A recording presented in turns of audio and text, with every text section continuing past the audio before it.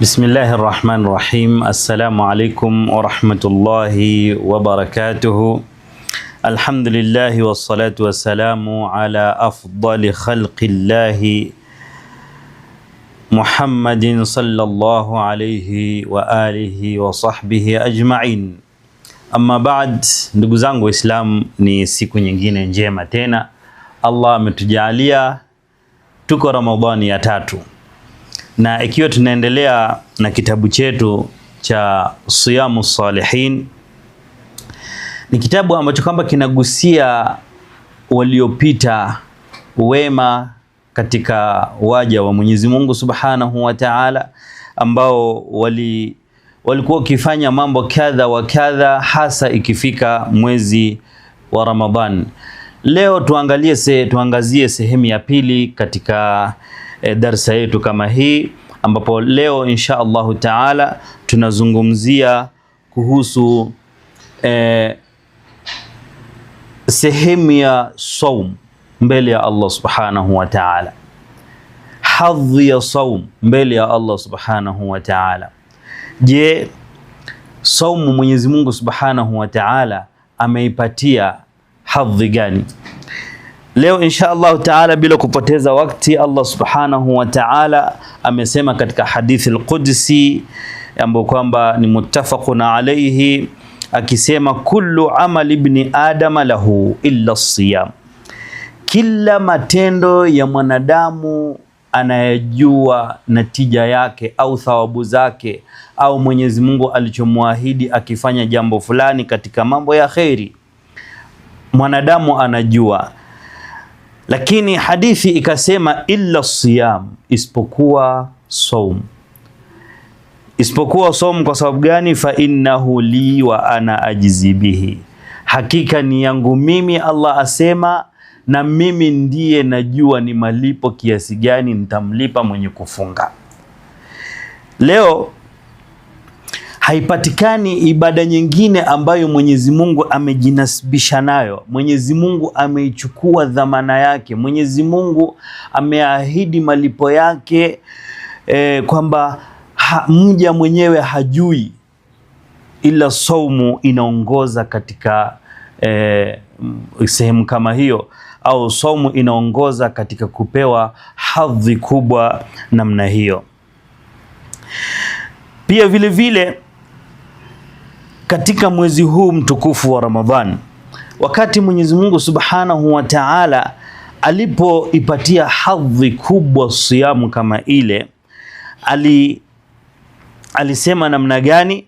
Illa siyam, isipokuwa saumu, fa innahu li wa ana ajizi bihi. Asema mwenye kitabu, la tujadu lafdhatun yumkinu an tu'abbira an makanati a'la min ikhtisasi Allah Subhanahu wa Ta'ala as-sawma min bayni al-a'mali biidafatihi ila dhatihi.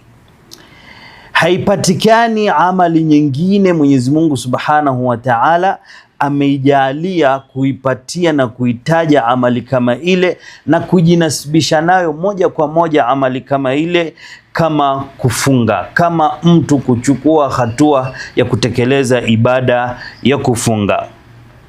Hakika Mwenyezi Mungu aliiweka ni kwake yeye ile saumu, na ikakuwa ni idafatu tashrifi, ni Mwenyezi Mungu ameichukua ile saumu kwa kuitukuza na kuipatia hadhi kubwa.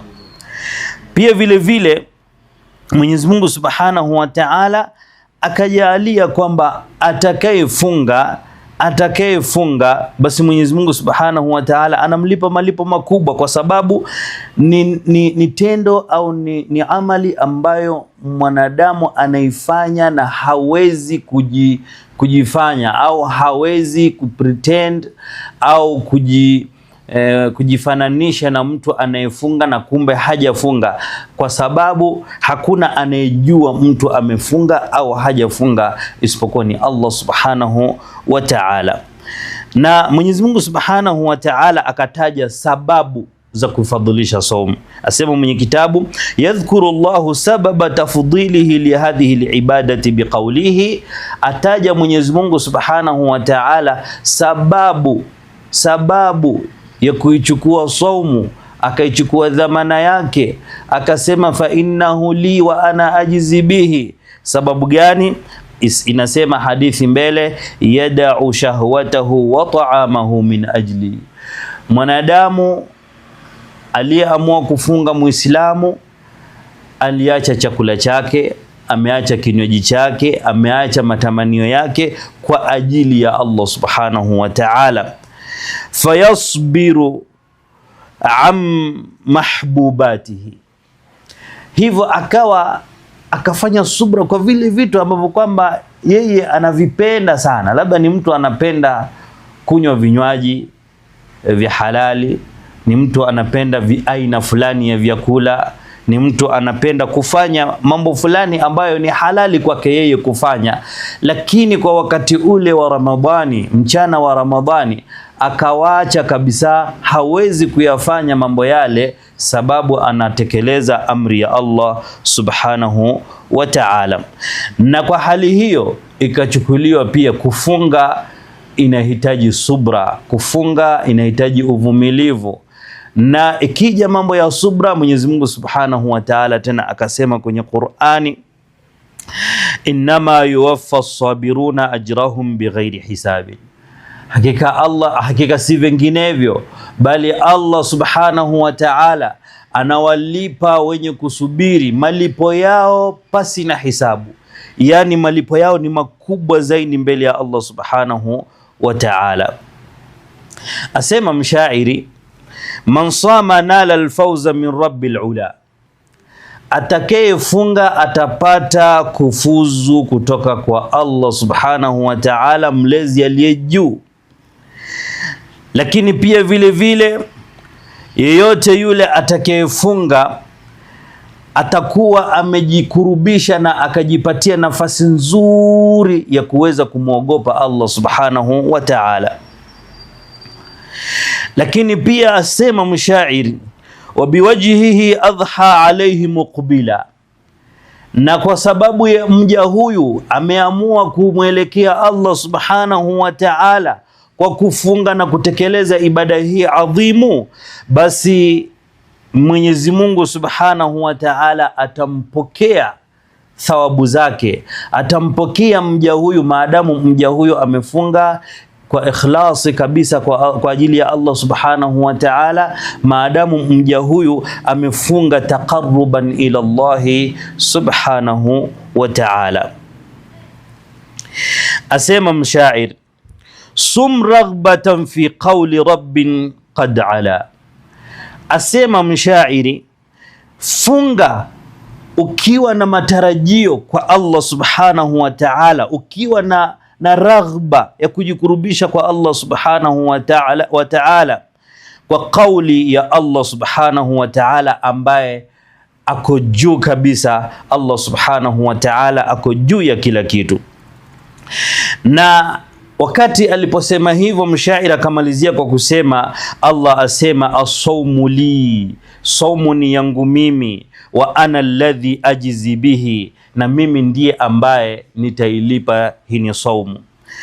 Twende katika hadithi ya Abi Umama al-Bahili radhiyallahu anhu wa ardah. Asema, ataitu Rasulullah sallallahu alayhi wasallam, nimemjia Mtume Muhammad sallallahu alayhi wasallam na nikamuuliza, faqultu, nikamwambia, murni bi'amalin yudkhilni aljanna, Mtume wa Mwenyezi Mungu subhanahu wa ta'ala, hebu niamrishe nifanye tendo gani au amali gani ambayo itanisababisha mimi niingie katika janna ya Allah subhanahu wa ta'ala. Mtume alimjibu maneno haya akamwambia, alayka bis-sawm, alayka bis-sawm fa innahu la idla lahu, ni juu yako kufunga, shikamana na kufunga kwa sababu hakuna amali ambayo inatoshana na saumu. Angalia, Mtume sallallahu alaihi wasallam anamuhusia Abi Umama al-Bahili radhiyallahu anhu wa ardahu kwamba afunge na ashikamane na kufunga kwa sababu kufunga hakuna amali inayotoshana na kufunga. Thumma ataituhu thaniyan, kisha nikamrudia kwa mara nyingine Mtume sallallahu alaihi wasallam nikamuuliza tena, amali gani itakaonifanya mimi niingie katika janna nikiifanya? Mtume sallallahu alaihi wasallam alimjibu kwa kusema, alaika bisiyam, ni juu yako kufunga, shikamana na kufunga. Rawahu Ahmad wa Nasai wa sahahahu Ibn Khuzaima wa Ibn Hibban wal Hakim wa Ibn Hajar. Hii ni hadithi sahihi ambayo kwamba imesahihishwa na imepokelewa na Ahmad na Nasai na wengineo.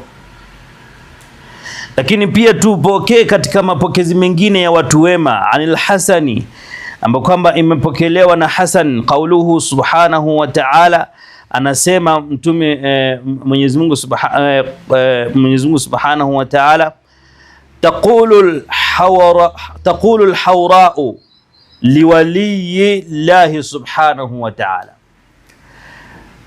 Kuna wakati mtu atakapofunga, sikize vizuri ndugu yangu Muislamu, kuna wakati mtu anapoamua yeye anatekeleza hii ibada ya kufunga kwa ajili ya Allah subhanahu wa ta'ala, siku ya Kiyama, wakati yeye atakapokuwa analipwa malipo yake, atapewa hurul ain, atakuwa anao hurul ain, na ataonekana kwa mbali akona hurul ain, wa huwa muttaki'un ma'aha ala nahri al-asal, hali ya kuwa wanajivinjari, hali ya kuwa wako pamoja kwenye mabustani ya peponi, wanajivinjari, wameegemea mahali, labda wanapiga stori zao katika janna. Mwenyezi Mungu Subhanahu wa Ta'ala amejalia watakaoingia katika janna watakuwa na starehe nyingi. Kwa hiyo anasema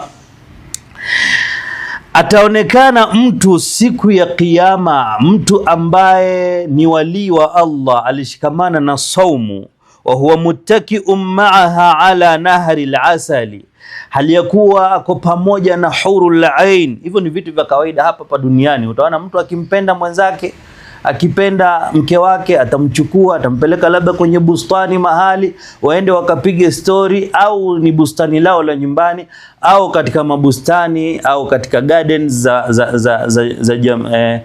za pamoja, anakwenda anapiga story na mwenza wake. Kumbe hali hii pia peponi ipo.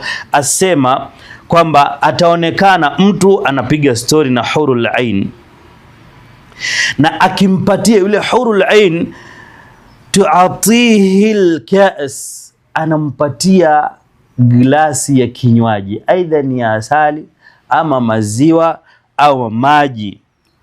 Na hakika Allah subhanahu wa ta'ala wakati ule akiwaangalia, na asema mwenye kitabu, inna Allaha nadhara ilayka fi yawmi saifin, hakika Allah alikulipa haya malipo wakati alipokuona kule duniani, wakati ulipokuwa umefunga, wakati ulipokuwa saumu imekushika kweli kweli, uso umekunjika, njaa imekubana kwa sababu ya saumu kali, kiu kimekubana kwa sababu ya saumu ni kali.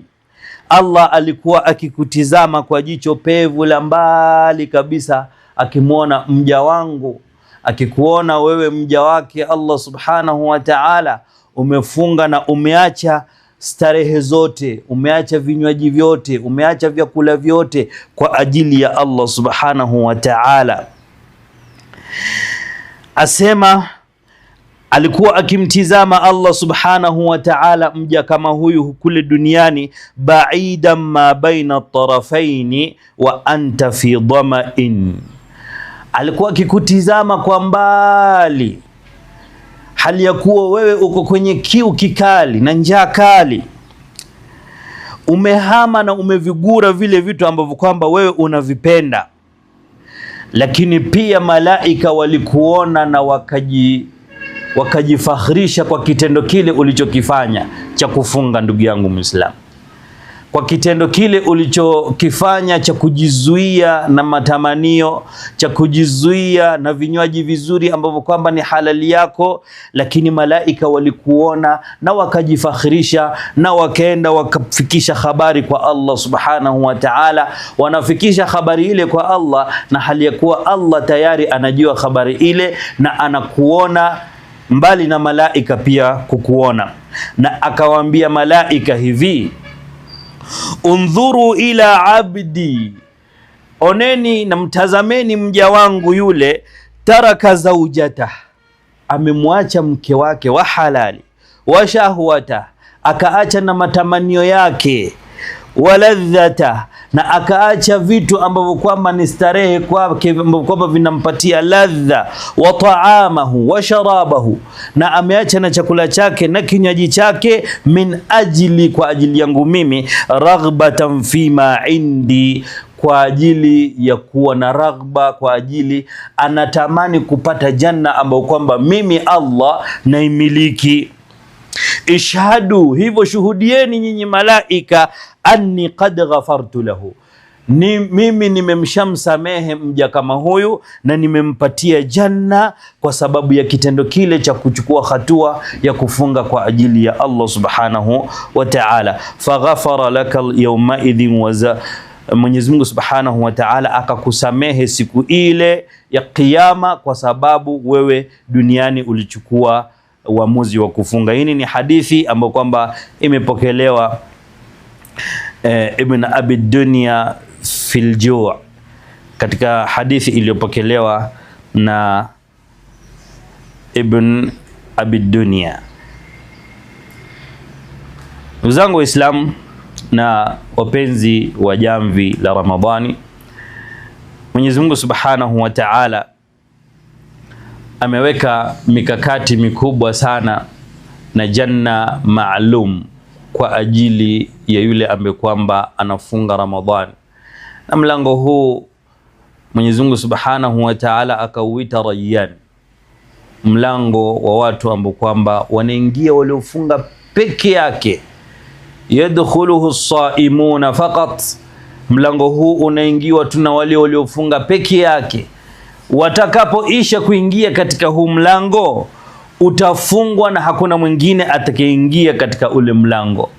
Kwa hiyo ndugu yangu Muislamu, hebu tuangalie insha Allahu taala katika jamvi lijalo, insha Allahu kesho tutaona ni namna gani saumu hii iko na viwango vingine ambavyo vimetajwa mbalimbali katika kitabu hichi cha As-Siyamu Salihin. Wajazakumullahu khairan, wassalamu alaikum wa rahmatullahi wa barakatuh.